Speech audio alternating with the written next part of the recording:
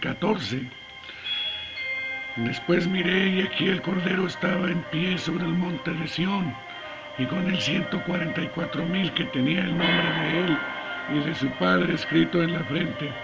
Y oí una voz del cielo con estruendo de muchas aguas y como sonido de un gran trueno, y la voz que oí era como de arpistas que tocaban sus arpas y cantaban un cántico nuevo delante del trono y delante de los 4 seres vivientes y de los ancianos, y nadie podía aprender el cántico, sino aquellos 144,000 que fueron redimidos dentro de la tierra. Estos son los que no se contaminaron con mujeres, pues son vírgenes. Estos son los que siguen al Cordero, donde quiera que va. Estos fueron redimidos de entre los hombres como primicias para Dios y para el Cordero. Y en sus bocas no va hallada la mentira, pues son mi mancha delante del trono de Dios. Vi volar por medio del cielo a otro ángel que tenía el evangelio eterno para predicar a los moradores de la tierra, a toda nación, tribu, lengua y pueblo, diciendo a gran voz: temed a Dios y dadle gloria, porque la hora de su juicio ha llegado, y adorad a aquel que hizo el cielo y la tierra, el mar y las fuentes de las aguas. Otro ángel le siguió diciendo: ha caído Babilonia, la gran ciudad, porque ha hecho beber a todas las naciones del vino de su furor, del furor de su fornicación. Y el tercer ángel lo siguió diciendo a gran voz: si alguno adora a la bestia y a su imagen, y recibe la marca en su frente o en su mano, también beberá del vino de la ira de Dios, que ha sido vaciado puro en el cáliz de su ira, y será atormentado con fuego y azufre delante de los santos ángeles y del Cordero. Y el humo de su tormento sube por los siglos de los siglos, y no tiene reposo de día ni de noche los que adoran a la bestia y a su imagen, ni nadie que reciba la marca de su nombre. Aquí está la paciencia de los santos, los que guardan los mandamientos de Dios, la fe en Jesús. Y oí una voz que desde el cielo me decía: escribe, bienaventurados aquí en adelante los muertos que moran en el Señor. Si dice el Espíritu, descansarán de sus trabajos, porque sus obras con ellos siguen. Miré aquí una nube blanca, y sobre la nube uno sentado semejante al Hijo del Hombre, que tenía en la cabeza una corona de oro, y en la mano una hoz aguda. Y del templo salió un otro ángel clamando a gran voz al que estaba sentado sobre la nube: mete tu hoz y ciega, porque la hora de cegar ha llegado, pues la mies de la tierra está madura. Y el que estaba sentado sobre la nube metió su hoz en la tierra, y la tierra fue cegada. Y salió otro ángel del templo que está en el cielo, teniendo también una hoz aguda. Y salió del altar otro ángel que tenía poder sobre el fuego, y llamó a gran voz al que tenía la voz aguda, diciendo: mete tu hoz aguda y vendime a los racimos de la tierra, porque sus uvas están maduras. Y el ángel arrojó su hoz en la tierra, y vendimió la tierra de la tierra, y echó las uvas en el gran lagar de la ira de Dios. Y fue pisado el lagar fuera de la ciudad, y del lagar salió sangre hasta los frenos de los caballos, por 1,600 estadios.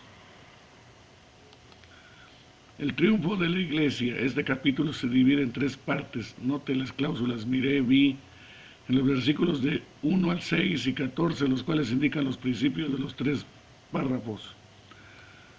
Párrafo 1, la bendición de los redimidos, versículo del 1 al 5. El primero de estos párrafos nos muestra el Cordero sobre el monte de Sión. Este es aquel Sión que no se mueve, sino que permanece para siempre, porque leemos: oí una voz en el cielo con el Cordero del apóstol, ve a 144,000 que tienen su nombre y el nombre de su Padre escrito en sus frentes. Este es el conjunto de los sellados del capítulo 7. En aquel capítulo estos santos estaban todavía viviendo en la tierra, rodeados de enemigos. Aquí están gozándose de la gloria del cielo.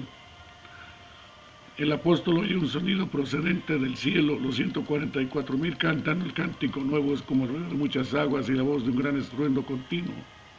Piensa en las poderosas cataratas del Niágara. Su ruido es como un crescendo que aumenta hasta que se convierte en un bramido atronador cuando las aguas dan contra el fondo. Así es respecto al cántico nuevo. No existirá en él nada que sea trivial e insignificante. Sin embargo, aunque este cántico será majestuoso, sublime y continuo, será al mismo tiempo el cántico más hermoso y dulce y tierno que jamás haya oído. Será como tañedores trayendo sus arpas, lo majestuoso y lo tierno, lo sublime y lo bello. Porque sobre él están sentados Dios y el Cordero, y delante de los querubines y de la iglesia entera en gloria. No han sido infieles a Cristo, siguen al Cordero por donde quiera que vaya. Estos 144,000 son vírgenes, es decir, no están contaminados. Cristo murió por ellos. Uno de los resultados de su muerte por ellos fue la obra purificadora del Espíritu Santo en sus corazones, por la cual fueron separados de las vidas y conversaciones pecaminosas de las personas. En otras palabras, una separación. Las primicias eran para el Señor y como tal fueron puestas aparte de los hombres en general. El mundo de los humanos que está madurándose para el juicio final se compara muchas veces a una cosecha. En este capítulo tenemos este simbolismo. Aquí también las primicias son para el Señor, el resto es para Satanás. El simbolismo se basa sobre la ley del Antiguo Testamento respecto a las primicias. Todas las primicias eran ofrecidas al Señor y después el israelita tenía la libertad de usar el resto. Asimismo, aquí tenemos un contraste entre las primicias por una parte y los hombres en general por otra. Estos 144,000 no son primicias apartadas entre otros creyentes. Ellos no forman un grupo selecto en el cielo, un grupo de santos superiores. Son las primicias redimidas. Todos los creyentes, sin excepción, algunos son sellados con el nombre de Dios, el Cordero, asimismo todos los reprobos, todos los que endurecen el pecado y la incredulidad. Ninguno de los otros puede aprenderlo. Se describe a la iglesia militante aquí. Cristo se encuentra sin tacha. Segundo párrafo, advertencias a la humanidad, del 6 al 13, así como en el Apocalipsis 11:12. Se describe a los creyentes como subiendo al cielo en una nube, mientras el versículo siguiente nos lleva atrás hasta las condiciones existentes en la tierra antes del día del juicio. Así también aquí en el capítulo 14, después de escribir la felicidad de los redimidos, nos volvemos a los eventos que ocurrirán inmediatamente antes de la segunda venida. Los tres ángeles de los versículos 6, 8 y 9 pertenecen juntamente. Tienen un solo propósito, al advertir a la humanidad respecto al juicio venidero de los hombres, que con verdadera fe acudan a Dios. El primer ángel es enviado a los que moran en la tierra, o literalmente, según el texto griego, los que están sentados en la tierra. Esto es característica de los hombres en general en vísperas del juicio.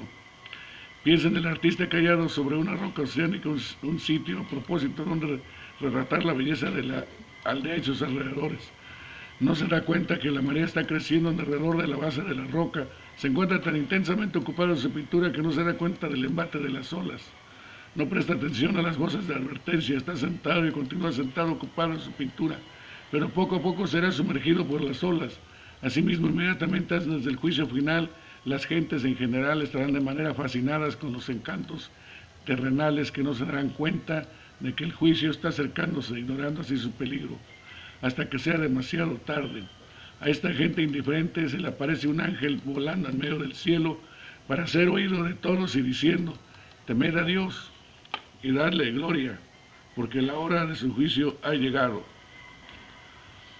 Ninguno que continúe la incredulidad escapará, porque Dios es el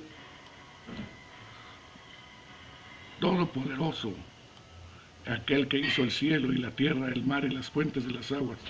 Sin embargo, para el pueblo de Dios son buenas nuevas eternas.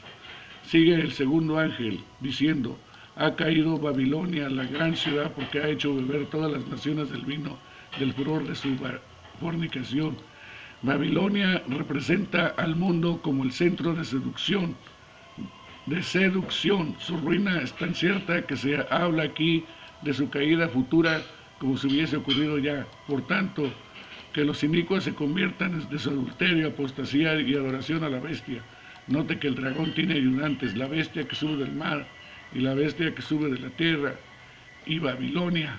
Sigue un tercer ángel, anuncia muy solemnemente, en los versículos 9 y 10, que todos los que están ligados a este mundo perecerán con el mundo.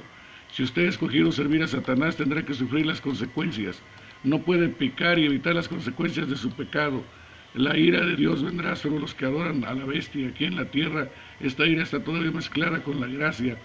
El Señor hace que su sol salga sobre los malos y buenos y llueva sobre justos e injustos. Luego en el infierno la ira estará sin mezcla, ahí habrá un tormento con fuego y azufre. Sin embargo, es tan enteramente justo será este castigo que los ángeles y el Cordero consentirán en él. Y según el lenguaje muy gráfico del versículo 11, este juicio no termina nunca. El hecho de este castigo eterno espera que a los que persiguen a la iglesia y aborrecen al Señor, debe animar a los creyentes a perseverar bajo la aflicción y las pruebas. Y aunque se mate a estos creyentes porque guardan los mandamientos de Dios y la fe de Jesús, su felicidad está asegurada. La cosecha del fin, y oí una voz que desde el cielo me decía, escribe, bienaventurados de aquí en adelante los muertos que mueren en el Señor. Sí, dice el Espíritu, descansarán de sus trabajos porque sus obras con ellos siguen. Ya se ha descrito la felicidad de los redimidos. Los que mueren en el Señor de aquí en adelante ven cara a cara a aquel que murió por ellos y que vive siempre para interceder por ellos.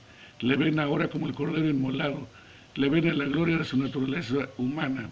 Le ven como aquel que ha conquistado el pecado, la muerte y a Satanás. Descansa de sus trabajos, sin embargo, sus obras con ellos siguen. Esto es verdadero no solamente en el sentido de que sus obras son el resultado de su carácter, el cual enteramente santificado los acompañan al cielo, sino también en verdad. En el sentido de que estas obras están para ser premiadas con el galardón de la gloria.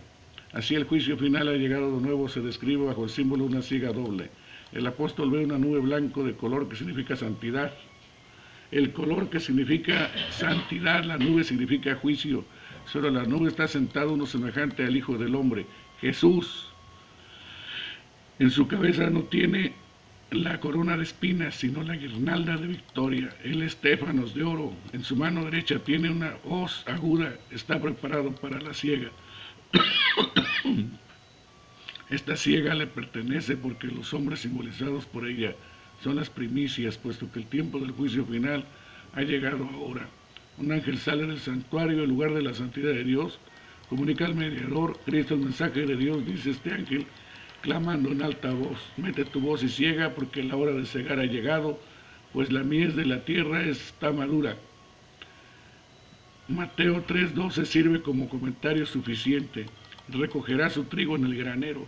Por consiguiente, la hoz fue echada sobre la tierra y la tierra fue cegada. Los elegidos recogidos para él.